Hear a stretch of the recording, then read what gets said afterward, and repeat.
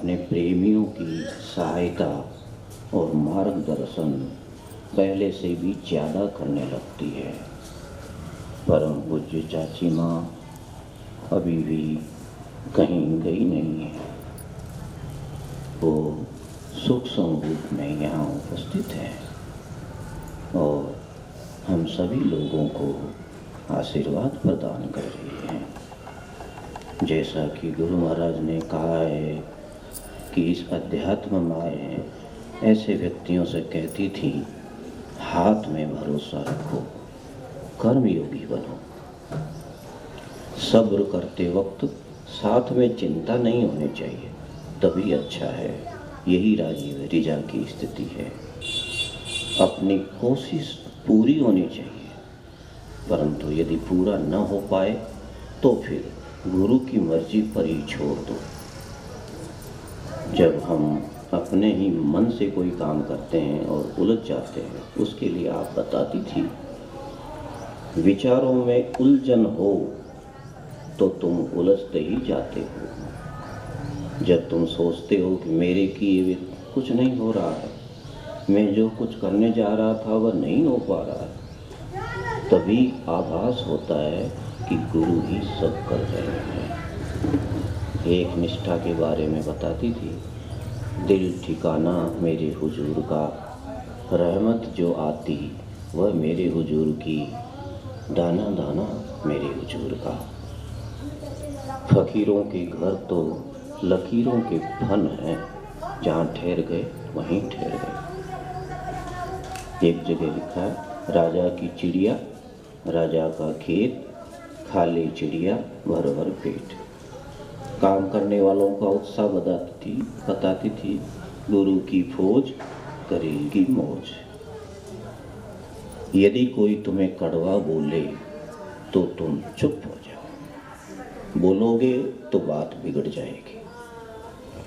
सुख दीजिए सुख होए, दूसरों को सुख पहुंचाने का प्रयास करो तो तुम भी सुखी रहोगे। आगे लिखा है, ईश्वर की नज़र सब पर है, ईश्वर को सब पता है कि कौन कितने पानी में है और कौन क्या कर रहा है। एक बार मौज में आकर आपने कहा कि मेरे 2 हाथ नहीं हैं, 100 हाथ हैं, मेरी जो मर्जी, चाहे जिसको जो चाहूं दे सकती हूँ। जब गुरु शरीर में हो तो आमने सामने बैठकर उन्हें अपनी परेशानी नहीं बतानी चाहिए, बल्कि मन ही मन गुरु से बिल्कुल वैसी ही प्रार्थना करनी चाहिए जैसे परमात्मा से की जाती है। वो अवश्य कृपा करेंगे। एक बार भंडारे के अवसर पर आपकी तबीयत ठीक नहीं थी। सब सोच रहे थे कि थोड़ी देर आप आराम कर लें, परंतु आप तुरंत उठकर बैठ गईं और बोली, दरवाज़ा खोल दो, मैं उनके दर्शन कर लूँ। एक बार एक साधक खाना पीना छोड़ करके बैठ गया, किसी से नहीं माना। तब आपने उसको फोन लगाए और पूछा कि तुम्हें मेरे शरीर को कष्ट देने का अधिकार किसने दिया। ऐसी हमारी माँ थी, इनके बारे में अनंत है क्या कहा जाए। ऐसी माँ को सत सत नमन, कोटि कोटि प्रणाम।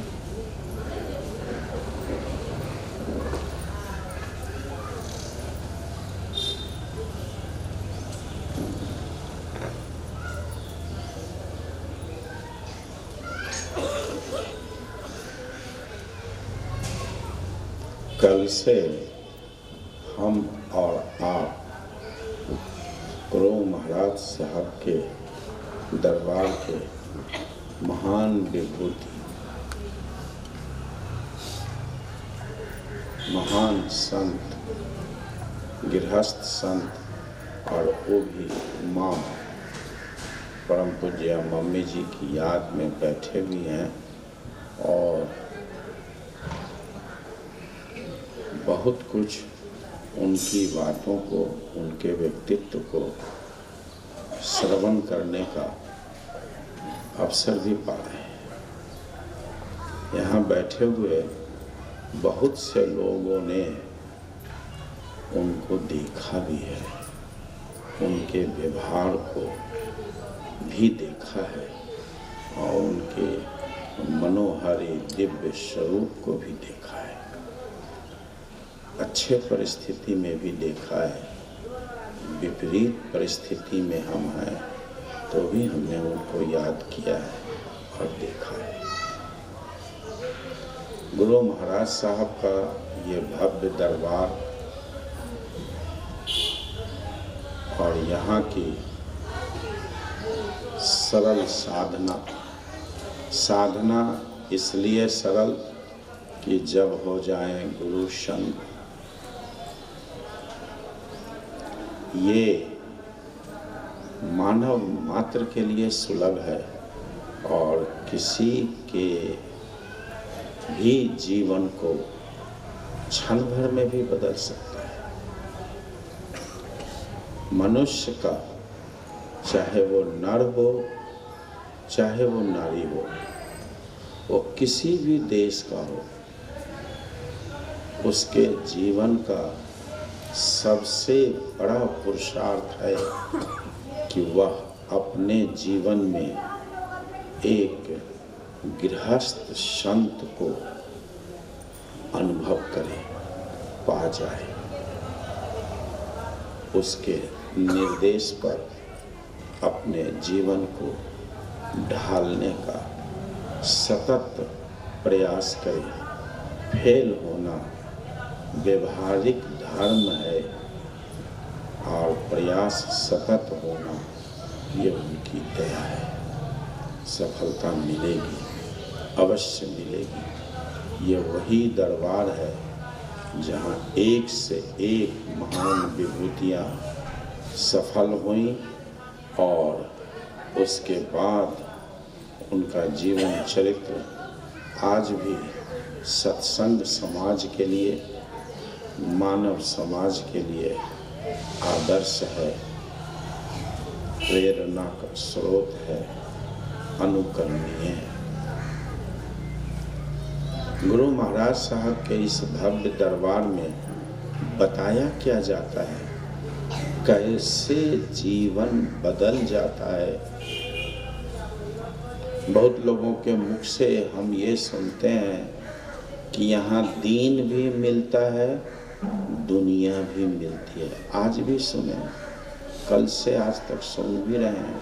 आखिर ये हो कैसे जाता है? इस दरबार में आने के लिए लोग हमको, आपको संबोधन करते हैं, चलो भाई चलो, सत्संग है, चल के तो देखिए, बैठ के तो देखिए। ये क्या है? ये सत्संग आखिर है क्या? ये कहाँ होता है? ये कैसे होता है? कब यह आंतरिक सत्संग हो जाता है और कैसे यह दुनिया बदल देती है?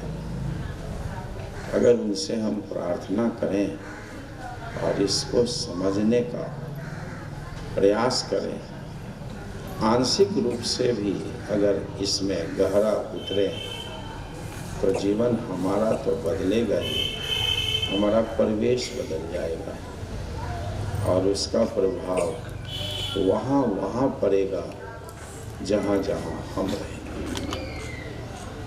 गुरु महाराज साहब एक महामंत्र दिए हैं और इसको सिद्ध करने के लिए 2 साधन भी दिए। एक ध्यान, दूसरा चिंतन। महामंत्र क्या है? महामंत्र है परमात्मा का प्रकाश सामने से आ रहा है, हमारे हृदय में प्रवेश कर रहा है, उस प्रकाश से हमारा हृदय प्रकाशित हो रहा है। हम इस प्रकाश में लय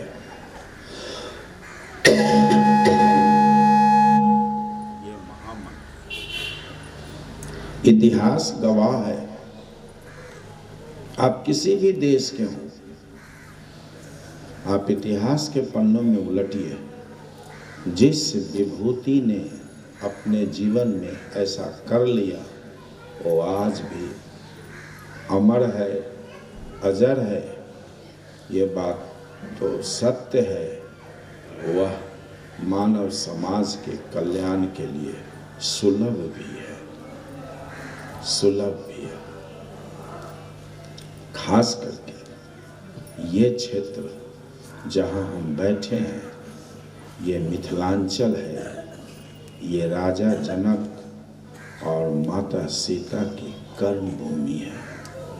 उनके संस्कार यहाँ की मिट्टी में आज भी है, वो खुशबू आज भी व्याप्त हो रही है, जिसकी सुगंधी आप 10 मिनट बैठिए, कम या ज़्यादा जरूर मिलेगी। यहाँ के रहवासियों के पास जरूर मिलेगी, मिलती है। गुरु महाराज की ये साधना, ये महामंत्र सिद्ध करने का पहला चरण ये है कि हम इस बात को धारण करें कि वह परमात्मा का प्रकाश सामने से आ रहा है। ये विचार शक्ति से होता है। विचार शक्ति को प्रबल बनाएं। अब प्रबल बनाने का साधन गुरु महाराज साहब कितनी सरलता से दे गए।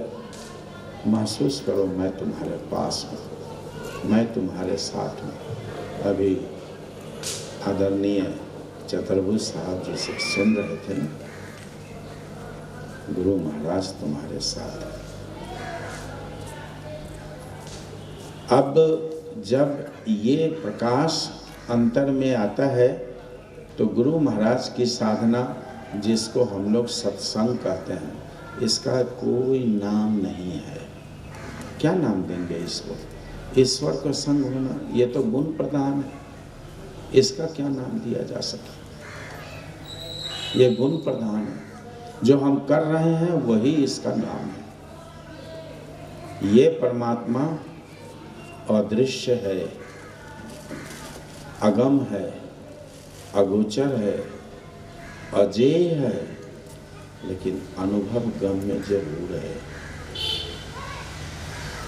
ये सबका स्वामी है, ये अंतर्यामी है और ये तालीम देता है, ये शिक्षा देती है। किस चीज की शिक्षा देती है? सत्य, चित्त, प्रेम, यह तीन का निकेतन है, पाठशाला है, विश्वविद्यालय है। यहाँ ये शिक्षा वर्तमान गुरु महाराज साहब के सिलसिले से, गुरु महाराज साहब से प्रारंभ हुआ, और जो जिस समय में उस शक्ति को धारण करके विराजमान रहते हैं, उनकी उपस्थिति से ये सरलता से होता है। जब ये परमात्मा का प्रकाश साधना के अनुभव में गुरु महाराज साहब लिखे हैं खंड 1 में कि जो तदाकार हो जाता है ईश्वरीय विभूति से, अंतर के तमाम रहस्य खुल जाते हैं और शरीर का बस एक झीना पर्दा रहता है, नहीं तो भीतर उनका अंतःकरण। बात कहने में तो बड़ी सरल है, पढ़ने में मुश्किल से 1 मिनट भी नहीं लगेगा, कोई भी पढ़ सकता है। साहित्य यहाँ भी सुलभ है, आप लोग पढ़े भी हो। ऐसे महापुरुष की जब याद की जाती है और वो जब उपस्थित होते हैं तो परमात्मा का वो वहाँ उपस्थित होते हैं, तो उनकी उपस्थिति से परमात्मा का भंडार खुल जाता है और वहाँ से सत्य की किरणें परमात्मा के चैतन्य स्वरूप का, गुरु शक्ति का, गुरु के चैतन्य स्वरूप ज्ञात होने लगती है। दूसरा लाभ क्या मिलता है? हमारा मन स्थिर हो जाता है, हमारा शरीर स्थिर हो जाता है। कैसे? उस चैतन्य शक्ति के स्नेहिल स्पर्श से, और ये भीतर प्रवेश कर जाती है। झट से, सेकंड से विलंब नहीं होता और ये भीतर प्रवेश कर जाती है। गुरु महाराज साहब के द्वारा दिए गए महामंत्र की साधना चाहे बाहर से की जाए चाहे भीतर से की जाए, यह भीतर में हो ही जाता है। कारण यह जब अपने उद्गम से निकलती है तो इसका उद्देश्य इस चैतन्य सत्ता का, इस गुरु की सत्ता का उद्देश्य यही होता है कि वहाँ पर उपस्थित मानव शरीर के अंतर में विराजमान अंतःकरण, मन, बुद्धि, चित्त, अहम, इन सब को मूल स्वरूप में लिया जाए और इसका दीदार उस शरीर में विराजमान गुरु के अंश, परमात्मा के अंश, जो कहिए आत्मा कहिए, उससे करा दिया जाए, उससे युक्त करा दिया जाए। यही इस चैतन्य सत्ता का मूल उद्देश्य है। और ऐसा जैसे ही होता है दुनिया बदलती है। कहा गया है, खुसरो दरिया प्रेम का वाकी उल्टी धार, जो उबरा सो डूब गया, जो डूबा सो पार। ये धार गुरु की ओर से आती है। जो जितना गहराई में गया, जो जितना डूबा वह पार हो गया, जो विलीन हो गया वह तो चलता फिरता ईश्वर हो गया। इसीलिए गुरु महाराज की साधना जीव को ईश्वर बना देने की साधना है। यहाँ पर थोड़ा विश्राम, ये बड़ा मार्मिक स्थान है। मैं भी गुरु महाराज साहब से जब भी मौका लगता है तो प्रार्थना करता हूँ कि काश ये मेरे साथ हो जाता, अभी हुआ नहीं। यहाँ पर एक बड़ा ही समझदारी का स्थान है। जब अंतःकरण की यात्रा शुरू होती है, किससे? गुरु दर्शन। यहाँ पर अंतःकरण की क्या सफाई होती है? संस्कारों की। ये संस्कार क्या है? विधि सम्मत कार्य, शास्त्र सम्मत कार्य, और एक ऐसा कार्य जिसको कि शास्त्र करने की गवाही इजाज़त नहीं देता है। इजाज़त नहीं मिला, विकर्म हुआ। जिस कार्य को करने की इजाज़त मिली वह कर्म हुआ। कर्म में भी है, एक गुरु की याद में किया गया, उनमें डूब करके किया गया, और एक वासनाओं के साथ, लालसाओं के साथ किया गया। लालसाओं से युक्त अवस्था का कर्म और विकर्म, ये हमारी योनि और ये हमारे भौतिक अवस्था का प्रतीक है। अब गुरु महाराज साहब की दया देखिए, जब ये शक्ति अंतर में उतरी तो रामचरितमानस का एक वाक्य, सन्मुख हो ही जीव मोहि जब ही, जन्म कोटि अघनासौ तबहि। मज्जन फल पेखिए तत्काला, काक होहि पिक बकऊ मरला। ये अनुभव करने की चीज़ है। इसीलिए लोग कहते हैं परमात्मा को देखोगे, गुरु को देखोगे, भीतर में मिल के एक हो जाओगे, इसके पहले तो संस्कार शुद्ध हो ही जाएंगे। तो बिन मांगे मोती मिले, यहाँ तो गृहस्थी दुनिया तो मिलनी ही मिलनी है। ऐसे महान संत के दरबार में हम आप बैठे हैं। आवश्यकता इस बात की है कि हम प्रार्थना करें कि ये मंत्र हम इसी जीवन में अपने लिए सिद्ध कर लें। फेल होंगे, अवश्य होंगे, होना भी चाहिए, लेकिन फेल होने के समय या फेल होने के बाद किया गया प्रार्थना बहुत बलशाली होता है, बहुत बलवान होता है। गुरु को भी दया करने के लिए वो हृदय बाध्य कर देता है, उसकी दया होती है और हम आगे बढ़ते हैं। गुरु महाराज साहब की साधना शरीर रहते हुए उससे गुरु सत्ता में, चैतन्य सत्ता में डूबकर व्यवहार करें, उसका आनंद लूटें। इसका उद्देश्य ये है, इसका उद्देश्य ये है।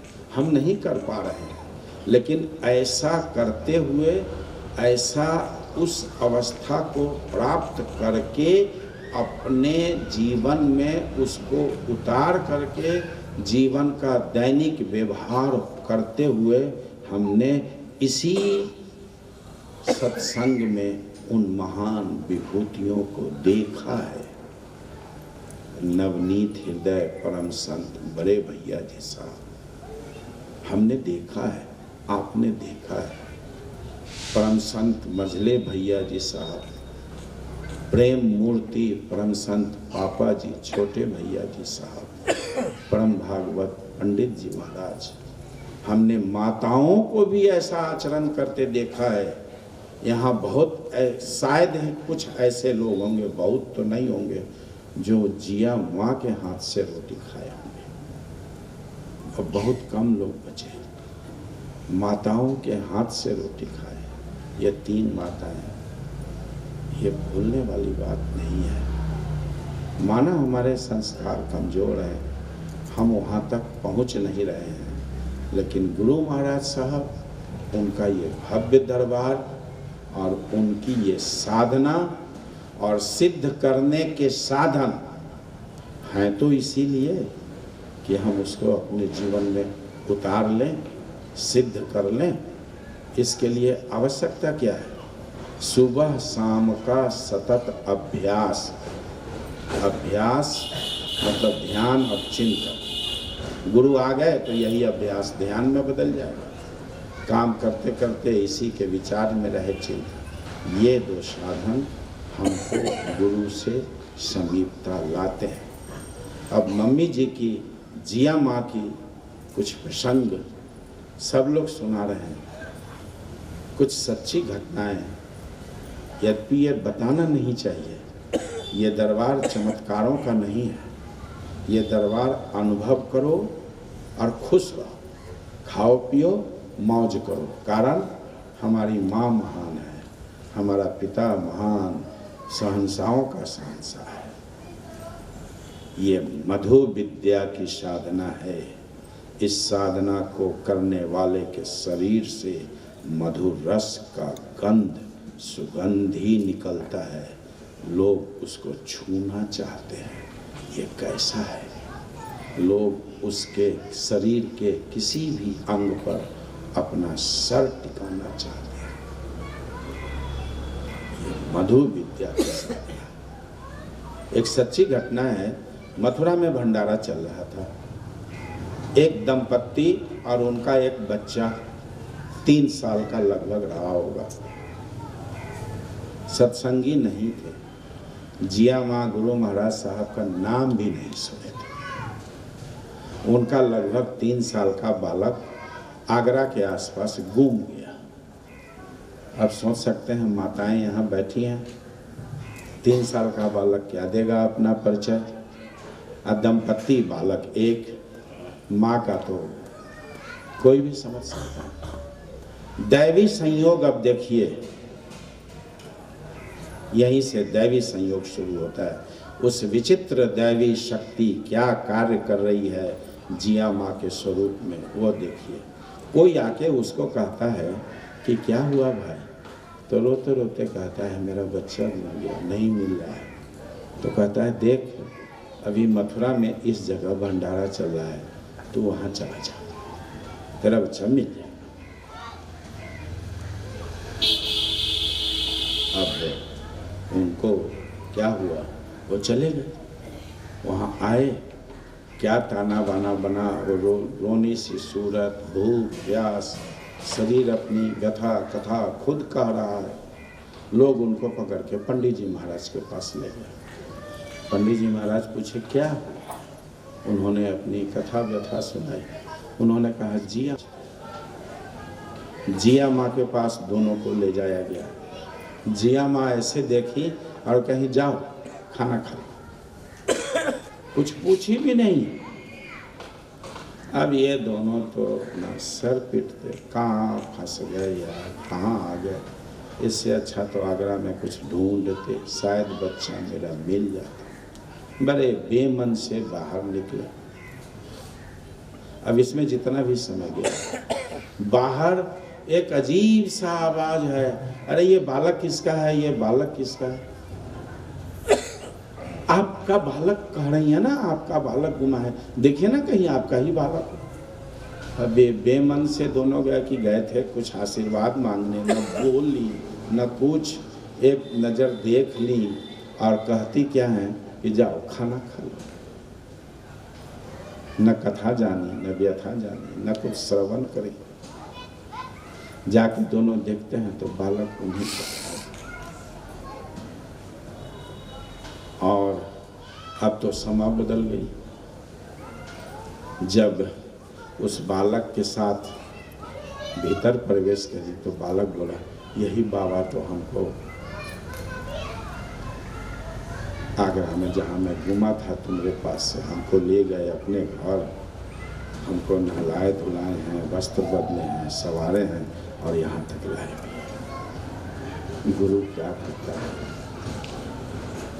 मम्मी जी उस जिया माँ की स्वरूप। मम्मी जी के मुख से हमने भी सुना है, आप लोग भी सुने हैं, one should do something for the betterment of others। अंग्रेजी को बहुत अच्छा मम्मी जी बोलती थी, बहुत बढ़िया बोलती थी। अपने कमाई का कुछ दूसरे पर खर्च करो, अपने लिए संचित मत करो। आज उनकी याद में हम बैठे। ये इस क्षेत्र में व्याप्त खुशबू और संस्कार का परिणाम है कि यहाँ मम्मी जी की याद में वर्ष में एक बार समारोह, कुछ बड़ी चीज को प्राप्त होना सुनिश्चित हो जाता है तो उस समय के आयोजन को समारोह कहते हैं। खाओ पियो ऐश करो, ये समारोह है गुरु महाराज साहब। इसको आप हल्के मत समझिए, ये गुरु की दया है, बहुत बड़ी दया है। गुरु महाराज साहब संत चरित्रावली लिखे हैं, उसमें मधुप जी का चरित्र लिखे हैं। सब लोगों ने पढ़ा होगा, उसको बार बार पढ़ना चाहिए, बार बार पढ़ना चाहिए, बार बार पढ़ना चाहिए। विपरीत परिस्थितियां हो, संस्कार टाले नहीं टल रहा है, क्या करूं, हताश है, निराश है, सेवादार बन जाओ, सेवादार बन जाओ। भंडारे में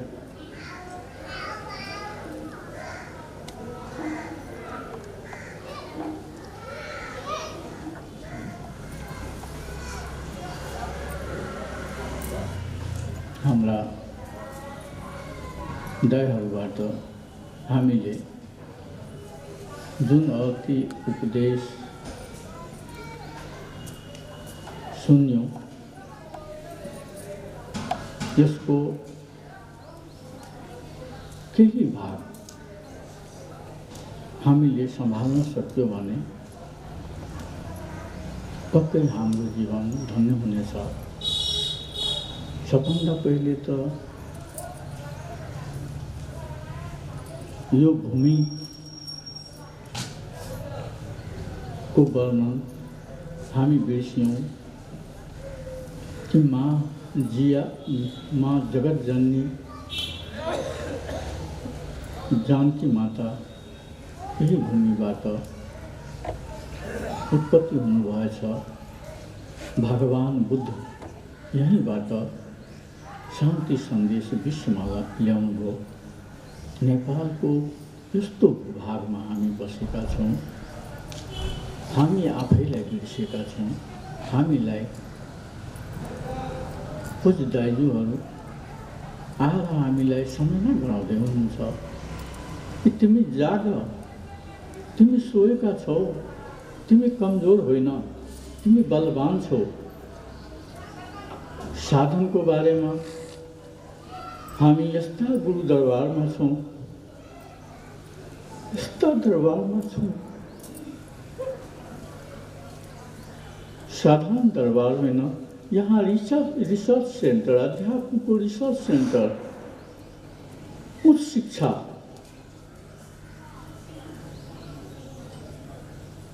यहाँ हामी तपाईले पाउन सक्छौं।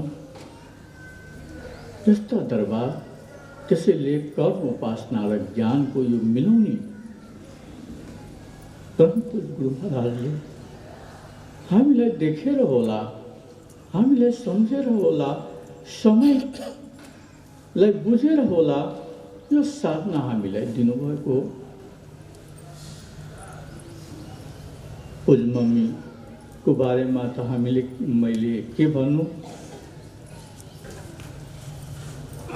शब्द सानो छ। त्यो त समुद्र हो, समुद्र। समुद्रलाई थाहा हुन्छ कि माछा कहाँ छ, तर माछालाई थाहा हुँदैन यो समुद्र कत्रो ठुलो छ। हामीलाई संकेत गर्नुभयो दाइजुहरूले।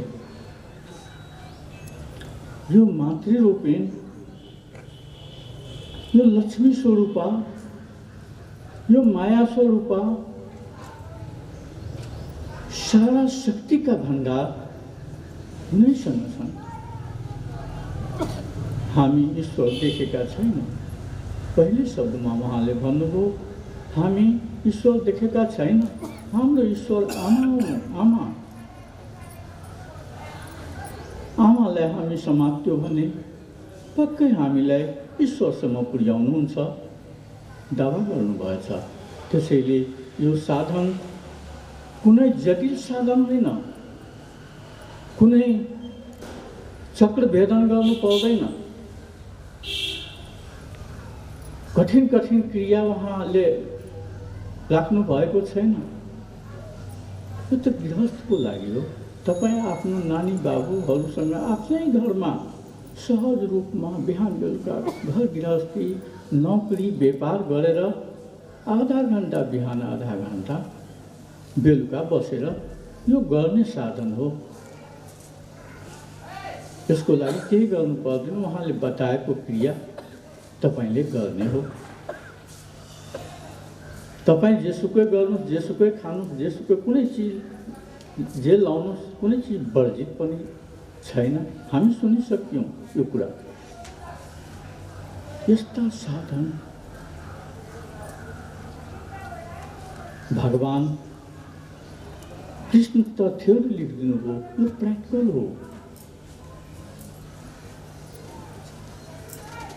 अर्को चमत्कारको कुरा पनि हामी सुन्यौँ। यो दरबारमा चमत्कार हुँदैन, सन्तको दरबारमा ईश्वर खुद चमत्कार गरिदिन्छ।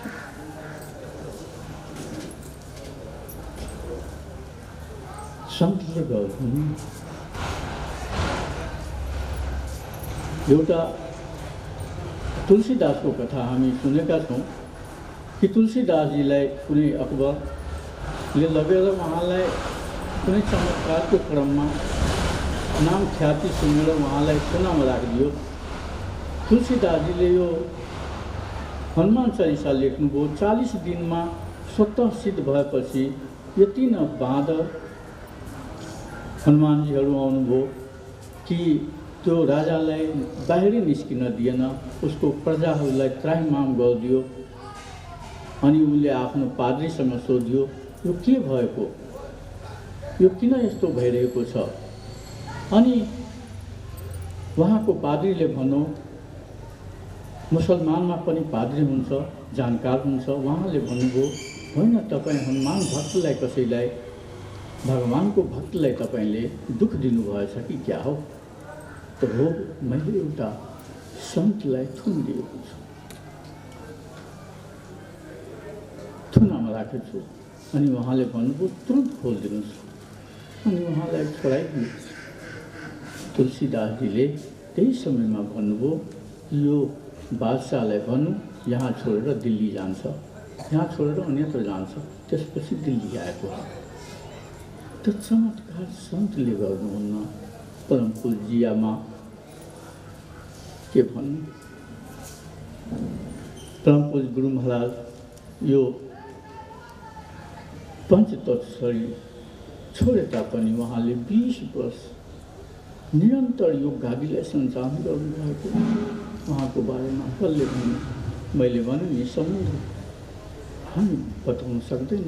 हामी सुन्दा सुन्दा एक दिन होइन, जन्म सुने पनि हामी गाह्रो छ।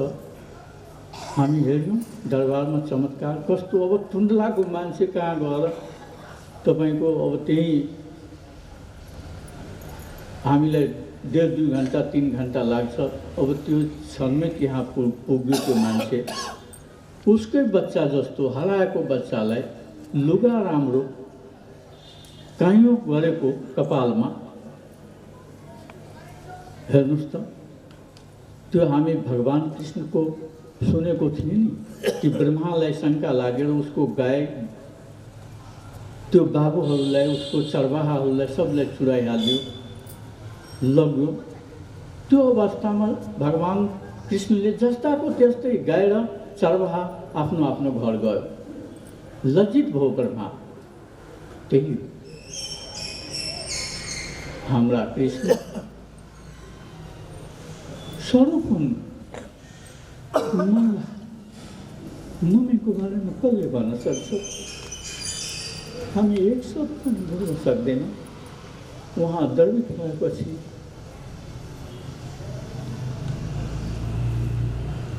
उहाँको बारेमा हामी, उहाँको वर्णन धेरै हामी सुनिसक्यौँ। र यो बिदाको समय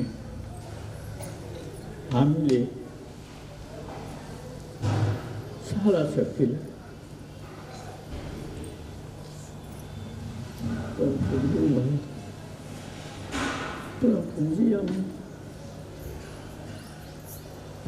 बड़े ताउजू, मजले ताउजू, छोटू रघु परिवार लग्जरीले पनि जयपुर वाला भैया, पूजमित भैया, कुछ मोहित भैया, मथुरा उजालोक भैया सँग प्रार्थना गर्दा यो समयमा जस्तो जटिल समय भए पनि अब यो यस्तो समयमा कोही कसैलाई आफ्नो घर छोडेको देख्नु भएछ तपाईँहरू? छोड्दैन, पक्कै पनि छोड्दैन। आफ्नो घरमा मान्छेले लक्ष्मी पूजा गर्दैछन्, धनतेरस गर्दैछन्। यस्ता चाडपर्वको समयमा पनि हामीलाई यो गङ्गालाई, यो पृथ्वीमा 2टा गङ्गा छ। एउटा त महागङ्गा हुनुहुन्छ, यो सत्सङ्ग रूपी गङ्गा जुन सन्तहरूले भन्नुहुन्छ, यो रामाश्रम सत्सङ्ग। एउटा नै करोडौँ मान्छेले शान्ति पाइरहेको छन्। विश्वास हुँदैन भने तपाईँ हेर्नु गएर, टेन्टमा हेर्नु, ठाउँमा हेर्नु। तपाईँको भन्नुभएछ अघि नै, मैले होइन, कि तपाईँको संसार पनि राम्रो, परमात्मा पनि राम्रो हुन्छ। यो राजयोग हो, राजयोग। योगमा सबभन्दा राजा र केही हामी तपाईँले मेहनत पनि छैन।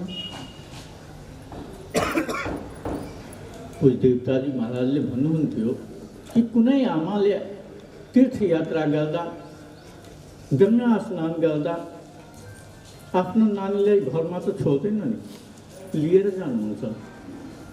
तपाईँ नानीलाई कुनै फिकिर हुन्छ कि मलाई टिकट लिनुपर्छ, मैले के खाने, मैले के पिउने, म कहाँ सुत्ने, कुनै टुङ्गो हुँदैन। त्यो सबै टुङ्गो आमाले गर्नुहुन्छ। आमा आफ्नो काखमा उसलाई सुताउँछ, भोक लागेपछि बुबु खिलाउँछ, तीर्थमा गएपछि तीर्थाटन गराउँछ, गङ्गाजीमा गएपछि स्नान आफू गरौँ भने नानी पनि स्नान गरेर आउँछ।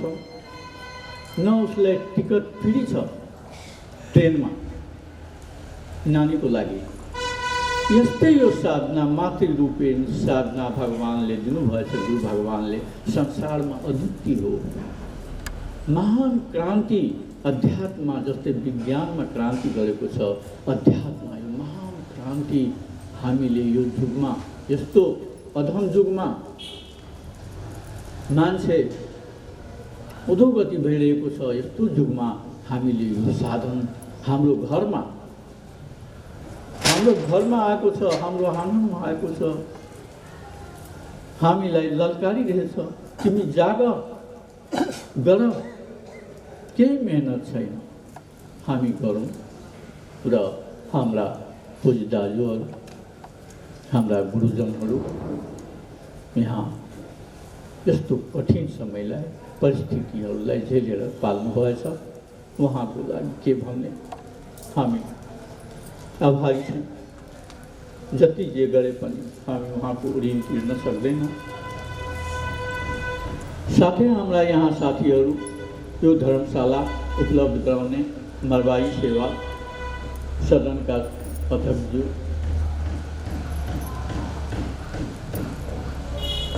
यसमा उपलब्ध गराउनमा सहयोग गर्नुभएको नेताजी केदारनाथ यादवजी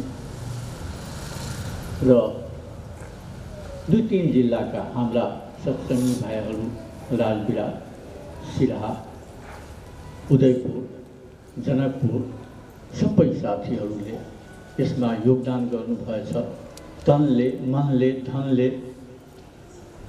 त्यसैले म प्रार्थना गर्छु जो आउनुभएछ त्यो त प्रत्यक्ष लाभ नै लिनुभयो।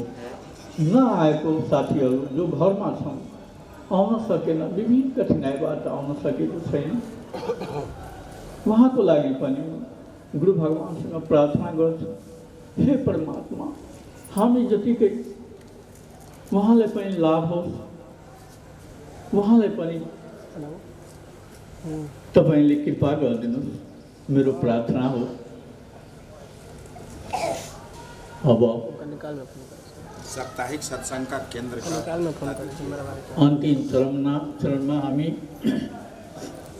हाम्रो सत्सङ्गी परिवारहरूमा कोही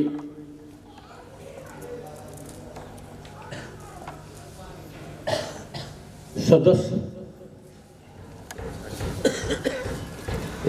रामाश्रम मथुरा सत्संग केंद्र लाहान में जे परम पूज्य सब एलखिन, उनका हम सबके नमन करै छियै लाहान वासी के तरफ से। साथे समारोह में जे सत्संगी सब आयल छै, प्रत्यक्ष रूप से अप्रत्यक्ष रूप से उनका सबके हम नमन करै छियै।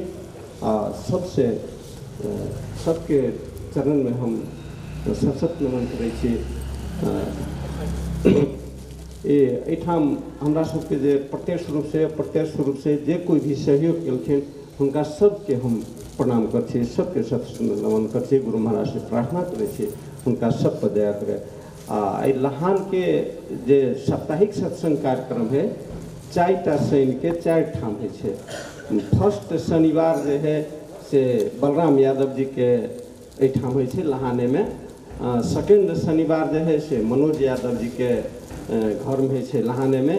थर्ड शनिवार राजकुमार ठाकुर जी के घर में है लाहाने में। और फोर्थ शनिवार जो है से अपना सहक परम पूज्य आदरणीय भैया श्री रामनारायण जी के घर में लाहाने में 4टा सत्संग है। तैके बाद अहाँ के 1 गते एहिठाम पटना है, ओहिठाम है। तैके बाद अहाँ के फर्स्ट मंगलवार जो है से एठाम अहाँ के सिमराहा में ही है किशन शर्मा जी के एठाम आ लास्ट मंगलवार जो है से राम प्रवेश यादव जी के घर में अहाँ के एठाम खरे कोना में है तेनाहिए अहाँ के प्रथम अथी इजोरिया एकादशी जे है छे वही एकादशी में अहाँ के सुधीलाल यादव जी के घर में है छे आ त्रयोदशी के दिन जे है से सुरेंद्र यादव जी के घर में है छे आ लहाने में आ पूर्णिमा के दिन जे है से एठाम गोविंदपुर में प्रभुनंद चौधरी जी के घर में सत्संग है छे जिनका ये जानकारी प्राप्त है वो सब ओहि सत्संग में उपस्थित हो के कोशिश करबे आ साथे एक हम सब जे है से सत्संग कह कर एगो व्हाट्सएप ग्रुप बनेने छे वो व्हाट्सएप ग्रुप में जे है से हम प्रत्येक कार्यक्रम के एक दिन आगाड़ी ओहि में राखि देल करै छियै